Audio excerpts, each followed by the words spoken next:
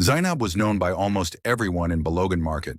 At 23 years old, she had become one of the fastest and most trusted barrow pushers in Lagos Island. Every morning before the sun came up, she tied her headscarf, wore her old sneakers, and rolled her iron barrow into the busy market streets. Her loud voice filled the air. "Make way! Ide come!" People moved aside when they heard her coming. She was not just moving goods for traders and shoppers. Zainab was carrying the burden of her life and her dreams. She was an orphan. Since she was 10 years old, she had taken care of her younger brother and sister, Halima and Musa. They all lived in a small wooden room with a zinc roof, behind a mechanic shop in Adeniji Adel. There was only one mattress, a broken fan, and a small stove that sometimes had no gas. Zainab had suffered a lot, but she didn't let life break her. She was strong, bold, and kind. She worked long hours under the hot sun, listened to insults from angry customers, and faced street boys, called Egbaros, who often tried to disturb her. But Zainab never gave up. She stood her ground and faced every challenge with courage. Even though she was poor, she didn't steal. She didn't cheat. She believed in doing the right thing, no matter how hard life was. Many in the market respected her for that. Zainab had dreams. Dreams buried deep under the noise and suffering of the market. And though she didn't know it, life was about to surprise her. Balogun Market was a noisy and rough place. Traders shouted prices, trying to get customers. People pushed and squeezed through the narrow roads. The smell of fried fish, roasted corn, and body sweat filled the air. But Zainab moved through it all easily. She had done it for years. Her barrow rolled over broken roads as she carried heavy goods, fabrics, cartons, even generators. Some days she made up to N$5,000. On other days, only N$1,000. Still, she kept working. "God no go shame us," she always said, even when things were tough. Zainab didn't fear anyone. One time, a bigger barrow boy tried to take her customer. She didn't shout. She walked up to him and gave him a hard slap. "No, try me again," she warned. People around laughed and clapped. The boy backed off. But the work was not easy. Her hands were rough, her back always pained her, and her clothes were always dirty with sweat and dust. Yet she smiled at her siblings every night and made sure they ate, even if she didn't. That afternoon, after working hard, she sat under a small shade to eat. She had a akara wrapped in old newspaper. A small, hungry boy watched her. She gave him half of the akara. "Take chop," she said with a smile. She didn't have much, but she still shared. Zainab was strong, but also kind. She didn't know that her good heart would soon open the door to something beautiful. The sun was high, and the heat was burning. Zainab had just helped a woman carry some big bags to her car. As she turned around, she saw something fall from a man's pocket. It was a black leather wallet. She picked it up and opened it slightly. Her eyes opened wide. There was plenty of money, foreign money like dollars and pounds. There were ID cards and business cards too. Her hands shook. That money could feed her family for many weeks. She looked around. The man was gone. The market was too crowded to know where he went. Zainab stood still, thinking. Her heart beat fast. Her mind told her to take the money, but her heart said no. After a few minutes, she walked to a nearby electronics shop. The owner, Malam Danjuma, was a kind old man. She handed the wallet to him. "I see this for ground." "Maybe the owner go come find am," she said. "You no take anything?" the man asked. "No. I no fit chop, wettins no be my own." He smiled. "You get good heart, Zainab. God go bless you." She walked away with her empty barrow, not knowing that her honest act had just caught the attention of someone very powerful. The wallet belonged to Timi Alade. He was 31 years old and one of the richest tech businessmen in Africa. He had just returned to Nigeria after living abroad for many years. Timi was very rich, but he liked to stay quiet. He didn't enjoy attention. That day, he came to Balogun Market dressed like a regular man, just to see the local life. When he noticed his wallet was missing, he panicked. Everything was inside: his cash, his cards, his ID. He rushed back to the shops he visited, asking if anyone had seen a wallet. When he got to Malam Danjuma's shop, he asked, "Did someone return a black wallet?" "Your name is Timi Alade?" the man asked. "Yes." Malam Danjuma handed it to him. "It's one girl that pushes Barrow that brought it here. Her name is Zainab." Timi was shocked. "She didn't take anything?" Not even 1 naira, the man replied. Timi stared at the wallet in silence. A poor girl had returned a wallet full of money without touching it. He gave his phone number to the shop owner. If she comes again, please tell her I want to thank her. As he left the market, he kept thinking about her. Who was this girl that had so little but still chose honesty? Days passed, then weeks. But Timi couldn't stop thinking about Zainab. He returned to Balogun Market many times, wearing simple clothes and walking through the busy streets. He asked traders, "Do you know a girl called Zainab? She pushes a barrow." Some people didn't know. Others gave him wrong directions. Zainab was always moving. Finding her in that big market was not easy, but destiny was not finished. One Saturday, Timi's company held a charity event at Lagos Island Town Hall. They gave free food, soap, and rice to poor families. Timi was there too, standing quietly in a corner. That was when he saw her. Zainab was in the line with 2 children, her siblings. She looked tired, her scarf dusty, her eyes calm. She didn't know anything about the man behind the event, but someone else did. Malam Danjuma was also at the event, helping to give out gifts. He saw her and quickly turned to Timi. "That's the girl," he whispered. Timi's heart beat faster. Slowly he walked toward her. Their eyes met. Zainab looked confused. She had no idea who he was. "Hello," Timi said with a gentle smile. "I've been looking for you." And in that moment, something special began to happen. Zainab stared at Timi in confusion. She had no idea who he was or why he was talking to her. Timi smiled warmly, hoping to ease her confusion. "I'm Timi," he said. "You returned my wallet at the market. I've been searching for you ever since." Zainab's eyes widened. "Oh, you're the owner of that wallet?"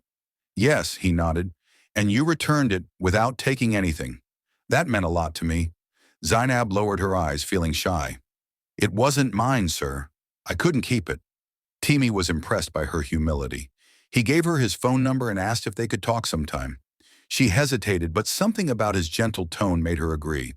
They talked briefly, then she left with her siblings, not realizing how that moment would change her life.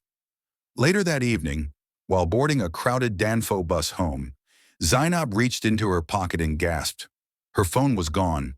She must have dropped it or left it on the bus. Panic set in. Timi's number was saved only on that phone. At home, she sat quietly, heartbroken. That single opportunity, the one moment that felt like light in her dark life, was gone. Timi waited for Zainab's call for days. Each time his phone buzzed, he hoped it was her. But the call never came. He even sent a text, but there was no reply. He began to worry that she had lost the phone. Not ready to give up, he returned to Balogun Market. This time he came with a driver and stayed longer. He asked traders, barrow boys, and even food sellers, "Do you know a barrow girl named Zainab?" Some said yes. Some pointed in random directions. The market was too big, and Zainab was always on the move. He started coming every weekend, hoping to see her again. His staff asked at him, "Sir, are you going in search of that girl again today?" But Timi didn't care. Something about that girl touched his heart. He didn't know why, but he felt like she was meant to be in his life, and he wasn't going to stop searching. Zainab tried to forget about the man in the fine clothes with the gentle smile. She returned to her normal life, waking early, pushing her barrow, and caring for her siblings. But something inside her had changed. For the first time in a long while, she had felt seen. Halima noticed her sister's quiet mood. "Auntie Zainab, what happened?" she asked. "Nothing, my dear," Zainab replied with a soft smile. But in her heart, she was hurting. She didn't know how to find Timi again. She didn't even know his full name. One day while working in the market, a woman she once helped asked, "You remember that rich man looking for you?" Zainab blinked. "Rich man?" "Yes, he was asking people where to find you. He's tall, fine, and he always wears simple clothes. You know no say a billionaire?" Zainab's heart skipped. Could it be the same man? Hope slowly returned to her chest. Not everyone in the market liked Zainab. Some of the barrow boys were jealous of how trusted she was by traders. One of them, a rough guy named Mori, often tried to pick fights with her. He believed Zainab was taking away his customers. One day while she was helping a customer carry goods, Mori blocked her path. You think say you be better pass us? He asked angrily. I just a do my work, Zainab replied calmly. Mori pushed her. Leave this customer. Now my turn. Zainab held her ground. Touch me again, and I'll show you pepper. A small crowd gathered. Zainab dropped the barrow and stood face to face with him. They almost fought, but some traders stopped them. Mori walked away angrily, vowing to deal with her later. Zainab was shaken, but she didn't let fear stop her. She knew the market was tough, but she was tougher. What she didn't know was that this same Mori would later cross paths with Timi and cause even more trouble. One Saturday, Timi came to Balogun again. This time, he was walking near the area where traders sold electronics. Suddenly, a group of street thugs surrounded him. One of them was Mori. See this fine man, Mori sneered. Bring your phone and wallet. Timi looked calm, but inside he was panicking. There were 5 of them. He couldn't fight all. Just then, Zainab appeared from a nearby alley. She saw what was happening, and without thinking, she grabbed a long stick from her barrow and ran toward them. Leave him alone, she shouted. The boys turned in shock. Zainab swung the stick and hit one on the back. The others, surprised and afraid of attention, ran away. Timi stared at her, breathless. You saved me, he whispered. Zainab stood tall, still holding the stick. This market no beef for cowards. Make sure you no waka alone next time. Timi smiled. She was fearless, strong, and kind. Everything he had been searching for. And in that moment, he knew he wasn't going to let her slip away again. By the next week, the market was buzzing. Not from traders or customers, but from gossip. Did you see Zainab walking with that fine man? She even bought suya with him. Who is he, Seth? He get money, oh? People whispered behind her back, some with admiration, others with envy. A few women tried to joke with her, calling her Madam Billionaire or CEO's babe. Zainab tried to ignore them, but deep down she felt uncomfortable. She didn't want unnecessary attention. Her hustle depended on people's trust. If they started thinking she was now big girl, they might stop giving her jobs. Meanwhile, Timi kept showing up, sometimes in casual wear, sometimes in disguise. He didn't care about the noise. He just wanted to know more about her. Are you okay? He asked one morning, seeing her distant mood. I'm fine, she said softly. People just talk too much. Let them talk, he said. They don't know who you truly are. Zainab smiled, but in her heart she knew this world was fragile. One wrong step, and everything could fall apart. One Saturday morning, Zainab did something she never imagined. She invited Timi to her house. It wasn't planned. Her younger sister Halima had fallen sick, and she couldn't leave her alone. When Timi called, she explained. I understand, he said. Can I come and check on her? She hesitated, then agreed. He came with a doctor and 2 bags of food. Her siblings were shy at first, but Timi's kind smile quickly won them over. He knelt beside Halima's mat, asking her name and making her laugh with silly jokes. Zainab watched quietly. No man had ever entered her space like this. Not with respect, not with care. After the doctor checked Halima, Timi helped fix a broken curtain in their room. He didn't act rich. He didn't complain about the heat or the small space. When he left, her siblings ran after his car, waving. Sister, is he your boyfriend? Her brother asked, grinning. Zainab laughed. No, he's just someone nice. But her heart told her it was more than that. The following week, trouble came. 2 market boys, jealous of the attention Zainab was getting, decided to embarrass her. While she was helping a customer load goods, one of them shouted, Can you imagine the girl following Big Man now? She has turned to a celebrity. The crowd laughed. Another boy added, No wonder she has been acting big, telling people that she doesn't need our work again. She now has a millionaire.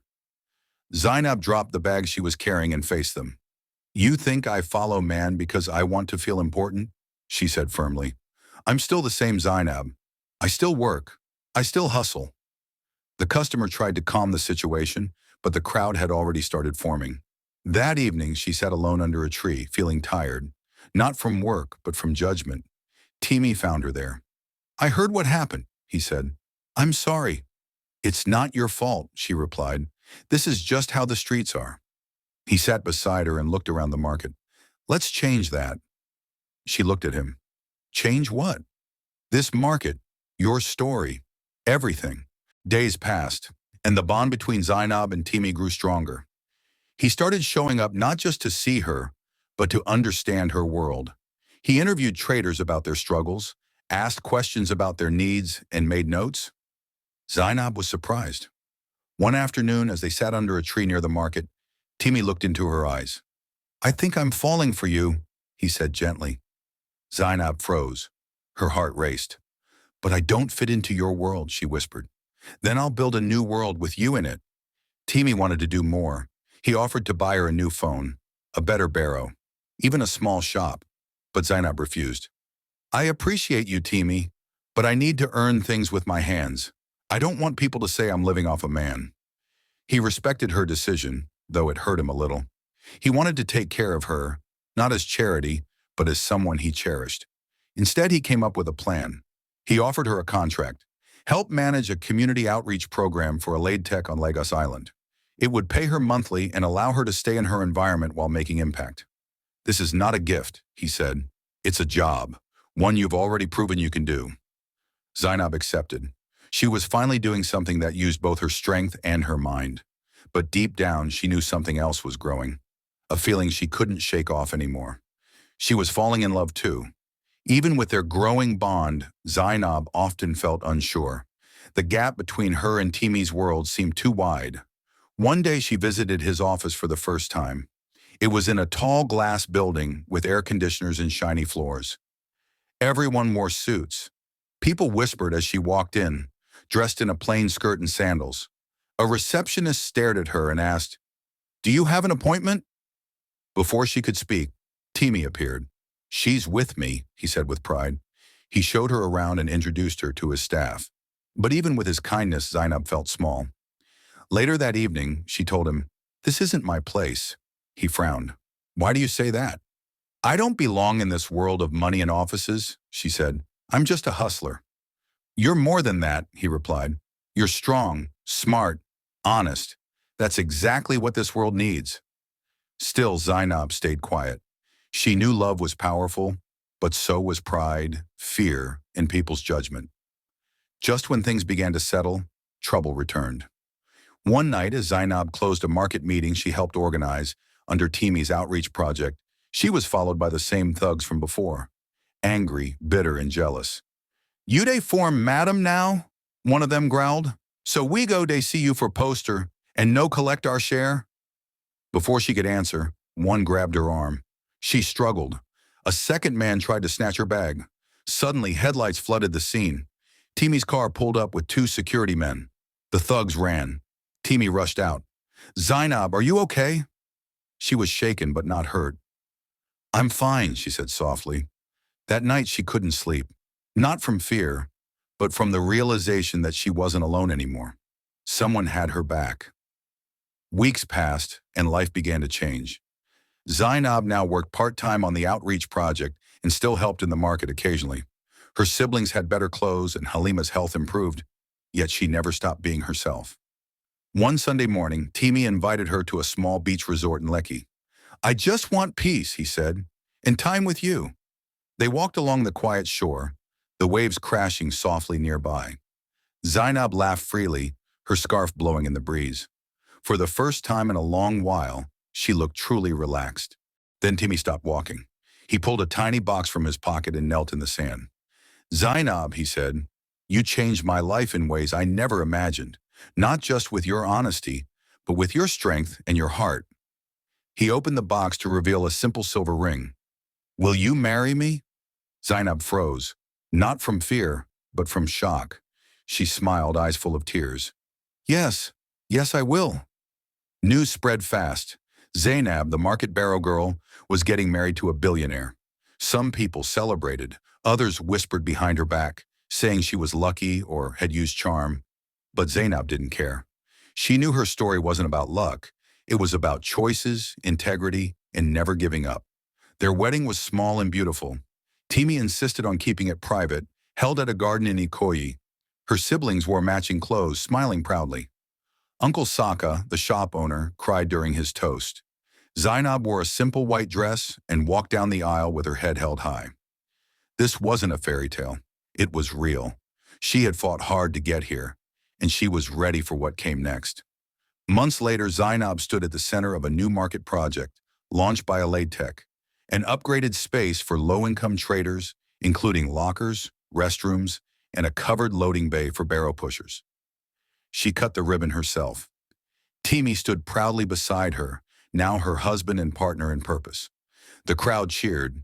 Many women in the market now looked at Zainab with admiration. She had become more than a love story. She was proof that even from the deepest parts of the street, a queen could rise, with dignity, strength, and grace.